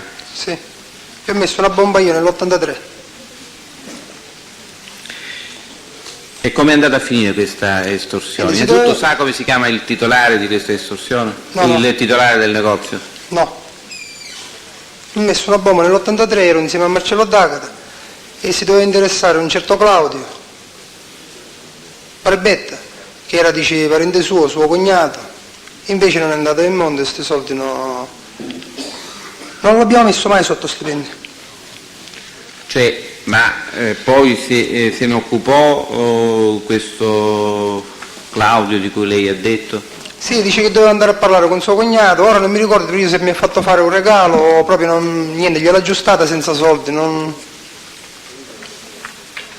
Comunque dal sottostipendio non era, forse ha fatto un regalo. Ero io e Marcello. E poi un'altra l'abbiamo andato a mettere sempre nell'83 a Santa Tecla. Ero io, Marcello, D'Agata, Pistone e Giammoso. Avete messo Una bomba al ristorante all'hotel Santa Tecla. Esattamente dove l'avete messa? Io l'ho messo dentro un autobus. Chi eravate? Ripete per favore. Nella macchina c'era Marcello, D'Agata e Giammuso e sul Vespone di Pistone c'era io e Pistone. E che danni ha fatto questa bomba? Parte dell'autobus è saltata in aria. Che anno è stato? Ha detto? 83. E ritornando a quel negozio di via Asiago, Bedford credo che si chiami, lei sa se furono fatte delle telefonate estorsive ed eventualmente chi le fece? No, se ci telefonava sempre Franco Giammuso o Pistone. Io non gli ho fatto telefonate. Lei ricorda quando venne collocato l'ordigno che lei dice di aver collocato? Verso l'ora? Verso le 7:30 Di mattina o di sera? di sera, verso le 8. 7:30, 8. A chiusura del negozio era. Stava parlando dell'hotel Santa Tecla. Sì. Poi come andò a finire la vicenda? E neanche di Santa Tecla non erano sotto stipendio nostro. Non ne riuscivano tutte le estorsioni, eh? C'è chi Che chiamava significa non riuscivano? E c'è chi chiamava la polizia, c'è chi non voleva pagare. Io sto dicendo dove abbiamo messo le bombe, ma noi che erano tutti stipendi ogni bomba.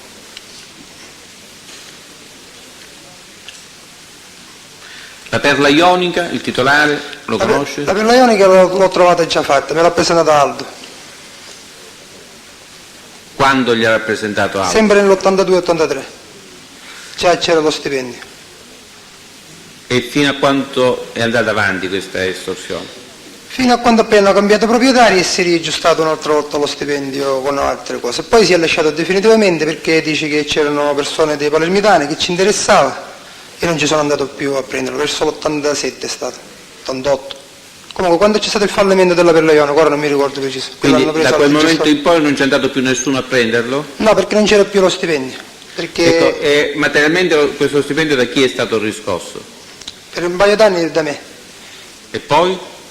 E poi non c'è stato più lo stipendio. Cioè, a parte che ci mandava soltanto- Carmelo Coco. È stato per un paio d'anni, poi hanno cambiato gestione. Ho capito. Abbiamo parlato di tutte queste A estorsioni. me me lo dava Parisi, era un metro della Perla Ionica, si chiamava Parisi. E poi l'ho incontrato sempre all'Hotel Nettuno che faceva il metro. E che cosa le ha detto questo Parisi? Che aveva cambiato la gestione, se l'aveva preso dei palermitani. Comunque io già lo sapevo perché si era interessato Aldo e dice lascialo stare, mollo, non ci interessa più. E dico, per quanto riguarda l'Hotel Nettuno, dopo Marchese e Garilli, lei ha detto, sa se se ne sono occupate altre persone? No. Di tutte queste estorsioni di cui abbiamo parlato, credo più o meno una decina, o forse anche di più, chi è che le decideva? Cioè, chi prendeva l'iniziativa di fare le estorsioni?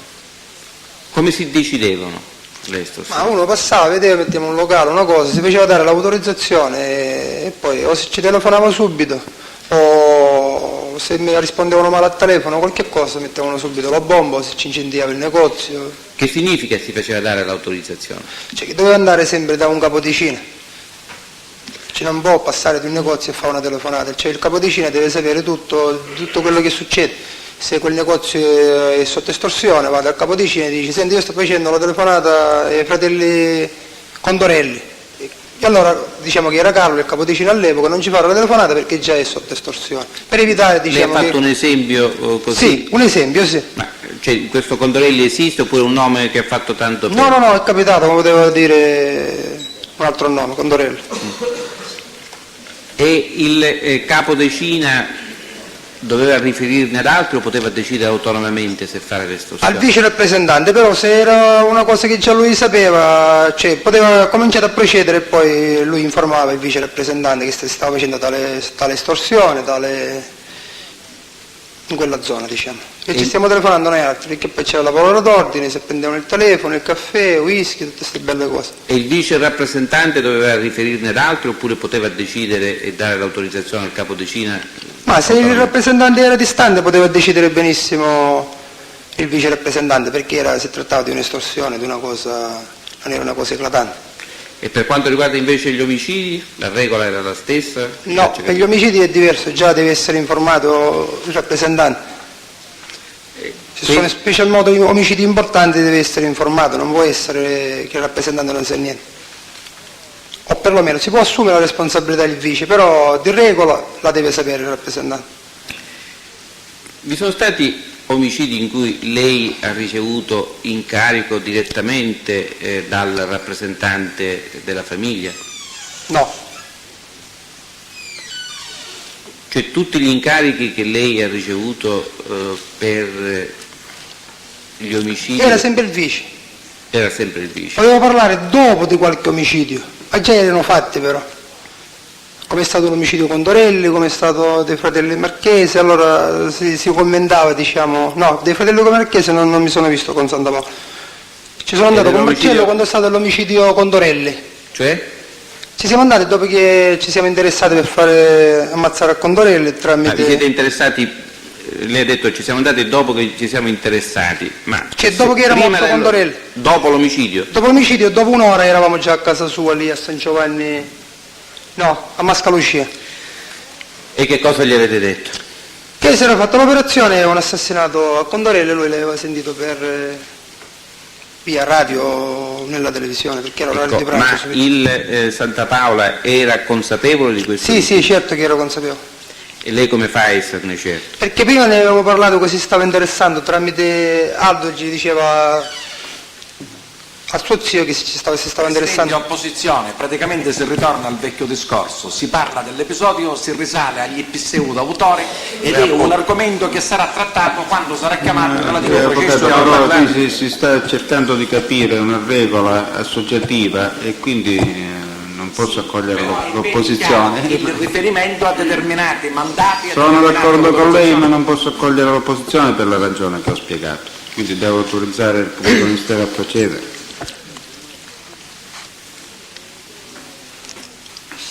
Sì, comunque doveva informare suo zio, poi ci siamo stati e si commentava, c'era Da questo soddisfatto fatto dell'omicidio. si cerca di ricavare un orientamento per un argomento che si ritiene troppo influente ai fini della decisione.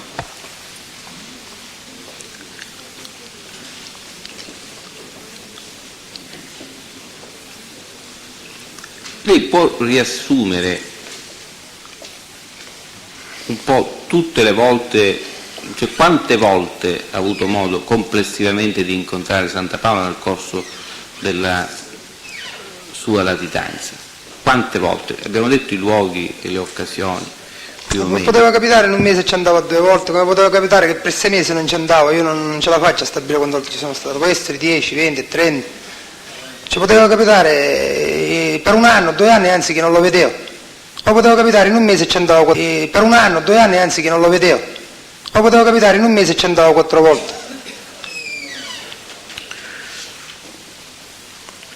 Lei ha parlato del viale Ionio come luogo in cui andava a trovare, lei ha detto era il cuore, non lo ha voluto neppure definire come un gruppo, ha detto che si trattava del cuore Viale Ionio, sì. Viale Ionio. Ci sa indicare altri luoghi in cui avvenivano delle riunioni, degli incontri tra gli appartenenti all'organizzazione? Sì, noi altri ci incontravamo il martedì a casa della mamma di Carletto e poi un altro ufficio che aveva Alfio Fighiere, Dove ce l'aveva questo ufficio? vicino al tribunale. Poi? E poi no, Perché abbiamo detto, a casa della mamma di Carlo. Certe volte ci vedevamo lì da Lore quando non c'era troppa confusione, però di solito l'incontro si faceva a casa della mamma di Carlo. ricorda se vi erano altri luoghi oltre quelli che ha indicato, luoghi di riunione? No, no, Cioè non lo ricorda in questo momento? non lo sto ricordando in questo momento.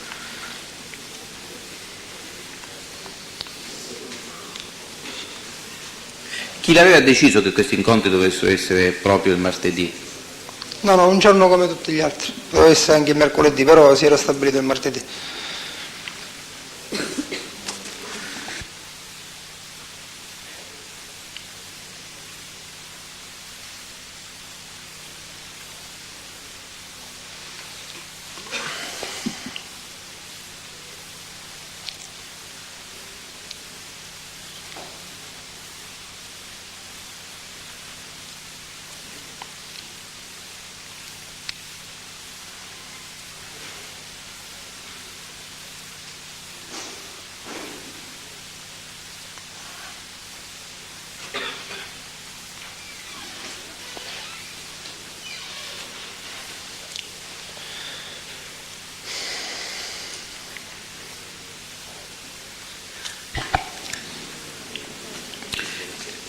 Signor Avola, lei sa di attività economiche cui era interessata l'organizzazione, comunque componenti dell'organizzazione Santa Paola, attività economiche? Io di più so quelli che Marcello, Aldo, qualche cosa di altro, qualcun altro, tipo Natale. Vediamo quali sono queste attività. Allora, Marcello aveva un cantiere con Cannavò, aveva o ha, non lo so. Poi avevano il bar Ambassador insieme a Aldo, Aldo e chi? e Aldo Marcello è l'ex proprietario e direttore del modellaggio. Poi avevano l'ex Hotel Bonaccorsi, mi sembra che si chiamava Hotel Aurora, una cosa di questa qua, Bepasso. E chi erano interessati all'hotel? Sempre Aldo e Marcello e questo gestore, diciamo, Cioè questo gestore, che significa questo gestore? che era l'ex direttore del modellaggio, è diventato socio di Aldo e di Marcello, no a carte scritte ma a soldi, diciamo. Poi un'altra attività l'hanno comprata che la vendeva il cognato di Santa Paola, che era suo, era un lido, e l'hanno acquistata sempre loro. Il quale? Era un lido verso la playa, non mi ricordo il nome come si chiama, Romina, cosa, non sono preciso. E poi Queste indicazioni, mi scusi, queste indicazioni sull'Ambassador, sull'Hotel Bonaccorsi, queste indicazioni e sulle altre attività che ha ricordato, come sono a sua conoscenza? guardi, uno parla, sopra e giù i soldi dove l'investe, dove non l'investe. Penso che all'epoca avevano fiducia, se investivano qualche 50.000 Voglio lire. dire, lei è andato mai a trovare Aldo Ercolano in uno di questi posti? Sì, io mi ci incontravo al bar dell'Ambassador, allora ci andavo alla Super S, allora insomma nei posti ci andavo, in piscina ci andavo, in piscina. La Super S che cos'era la Super S? Super S era un supermercato, Dove si trovava questo mi supermercato? sembra in via Scroppillo. E come fa a sapere che, cioè innanzitutto a chi apparteneva? Aldo e a suo zio. E come fa a saperlo questo? E me l'ha detto Aldo. Cioè, lo sapevo che era di Aldo il locale. Suo zio chi? Suo zionetto. Lei sa se in questo locale vi erano altre persone oltre? C'era un altro socio di Aldo che era Caponnetto, che l'ha portato di Cialfosso, lo volevano ammazzare, poi è intervenuto Pippo Mirenda, le Mirenne come si chiama. Perché? Ma dice che gli ha fregato un sacco di soldi, questo è il Caponnetto, cioè come si lamentava Aldo. Cioè Aldo Ercolano si lamentava che il Caponnetto avesse gestito, diciamo, per malissimo i soldi della famiglia sua parlando. In che senso famiglia? Famiglia Ercolano Santa Paola, no famiglia di Cosa Nostra, che erano una cosa personale sua, la Super S. E poi lei ha detto poi intervenne Mirenna. Mirenna in che senso?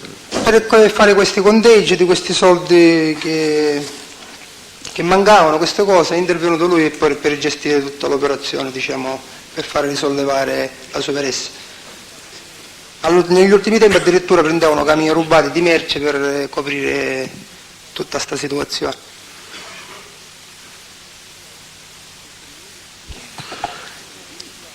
E questo Mirenna chi era? Era un amico di Aldo, mi sembra che era di Paternò. E che fosse appunto amico di Aldo, come fa a saperlo lei? Poi io l'ho incontrato in carcere, mi ha raccontato che gli ha dato ospitalità a Aldo quando era detante. Che? Gli ha dato ospitalità a Aldo quando era detante. E dove gli ha dato ospitalità? Mi sembra che era in via Nova Luce, comunque nella zona dove abitava lui, per il periodo del blitz del 93, per circa un paio di mesi. Poi hanno arrestato questo Mirenna e mi raccontò che era un amico di Aldo, tutte queste belle cose. Poi hanno arrestato Santa Paola e sempre nella stanza mi hanno messo padre e figlio Boninelli, e questo qui dice: ma come tu non li conosci? Sono quello che mi ha presentato il padre, cioè che li conosceva benissimo, si vedeva.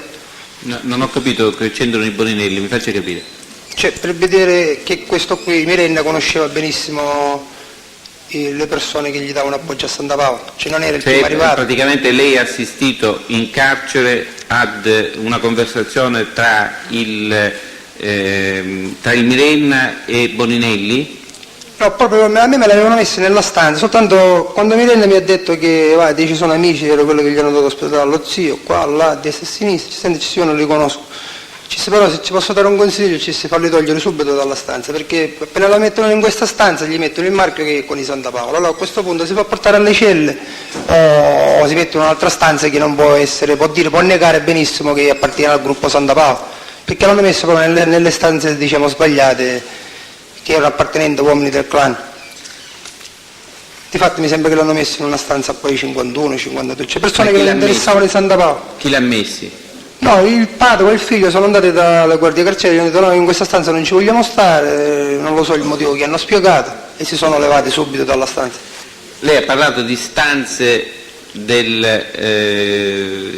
celle della vostra organizzazione, ci faccia capire meglio.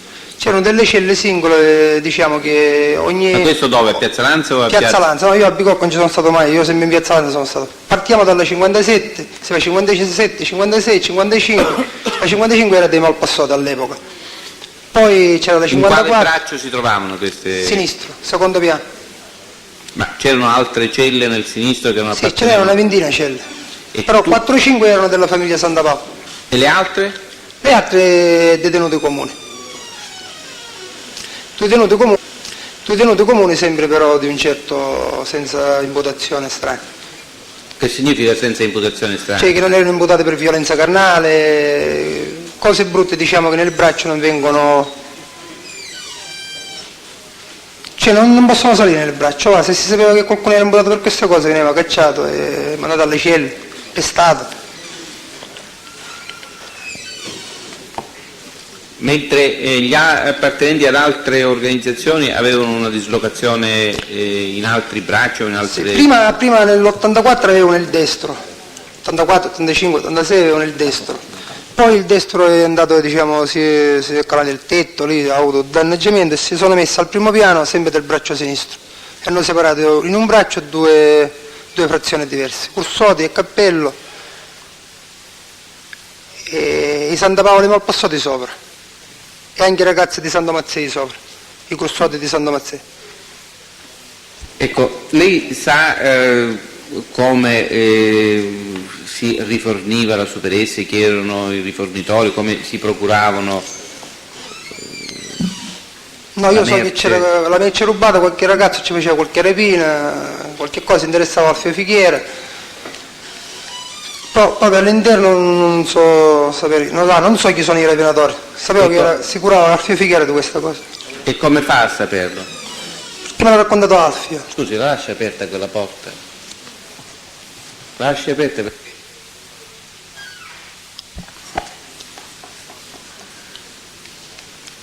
mi scusi, allora come fa a sapere che se ne occupava, scusi mi sono distratto, come fa a sapere che se ne occupava Fighiera? Mi hanno raccontato Fighiera che si stavano curando per rientrare di questi soldi che erano sotto di un paio di centinaia di milioni che se l'era mangiato Caponnetto, perché Fighiera si interessava, tutti gli interessi che aveva Santa Paola, si interessava Fighiera come attività per i figli, per lui, cioè era Fighiera quello che girava per Santa Paola. Dico, e sa fare altri esempi, visto che lei fa questa affermazione di carattere generale, lei sa fare altri esempi oltre alla Superesse in cui il Fighiera si occupava degli interessi si occupava degli interessi di Santa Paola? Santa Paola è una persona, no, famiglia. Ecco, ci sa fare altri esempi? Sì, avevano aperto un'altra cosa di surgelati insieme ai figli di Santa Paola, in una travessa di Via Leonia mi sembra. E la gestiva Alfio Fighiera con i figli di Santa Paola. Però diciamo un lavoro legale, perché i figli avevano avuto una brutta esperienza con Ragusa e questo qui ne aveva approfittato del nome del padre, figlio, che si era fatto fare i bigliettini di visita, questo a Ragusa parlando, e girava con il nome di Santa Paola per riscuotersi i suoi soldi vecchi, diciamo, facendo spaventare le persone, cosa che Santa Paola invece non ci aveva detto di fare. Cioè diciamo che l'ha sfruttato, ha sfruttato il nome di Santa Paola per riscuotere i suoi soldi. E allora si è interessato al Alfio Fighiera e ha fatto società con i figli.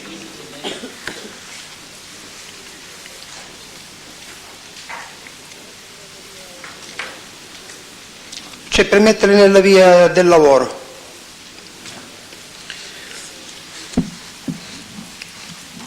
lei ha detto di essere entrato, di essersi avvicinato verso l'82 Sì. nell'organizzazione. Quindi in quel periodo vi era in corso qualche guerra con altre organizzazioni oppure era un periodo di pace? No, c'era una guerra con Inferlito. Lei, Dopo hanno fatto un agguato in via delle Olimpiadi a Santa Paola, che poi Santa Paola neanche c'era suo fratello Nino. e che non ci fosse, lei come fa a saperlo? Che poi fra noi altri parlavamo, c'era Enzo Santa Paola, Aldo Ercolano, questi sì. C'era Natale Di Raimondo, Salvatore Pappalardo. Poi mi sono interessato quando hanno portato a Natale e a Pappalardo gli avevano accolato l'omicidio di Fafagnette, cose che loro non avevano fatto, invece erano, diciamo, innocenti, perché era stato Alfio Ferlito stesso a sparare alle spalle di questo ragazzo. Cioè, mi faccia capire, così solo per ricordare questo episodio, cioè che il Farfagnida era stato, Assassinato da Alfio Ferlito stesso. cioè involontariamente? No, apposta. Apposta, perché questo era, per come mi hanno detto a me, mi hanno raccontato, era un invidioso dei ragazzi che si portavano avanti, perché già era recidivo della stessa cosa, che aveva ucciso un altro ragazzo con un colpo di mitra alle spalle. Un getto buruccino. Questa cosa chi gliel'ha detto? Nella famiglia si parlava, su per giù della famiglia E di figli. di altri fatti di sangue, purché di fonte precisa, cioè che lei sappia indicare la fonte, avvenuti nell'ambito di questa guerra, ne sa? Guardi, io della guerra non mi sono interessato, sapevo questa cosa, cioè quello che mi raccontava, nel tema Enzo Santa Paola mi ha raccontato che hanno strangolato a Salvatore Palermo e a Lampadina, però me l'ha raccontato Enzo Santa Paola, E quando gliel'ha raccontato questo? ma un paio d'anni fa. E perché sarebbero stati uccisi? L'hanno attirato in un agguato alla Renault e l'hanno strangolati, perché facevano parte del gruppo Ferlito. Cioè, Salvatore Palermo era un altro di quelli che, diciamo, poteva portare fastidio alla famiglia Santa Paola. Raccontato che l'hanno strangolato, gli ha dato a mangiare i porci. Presidente, opposizione, per chi parla di movente, ricostruisce i fatti.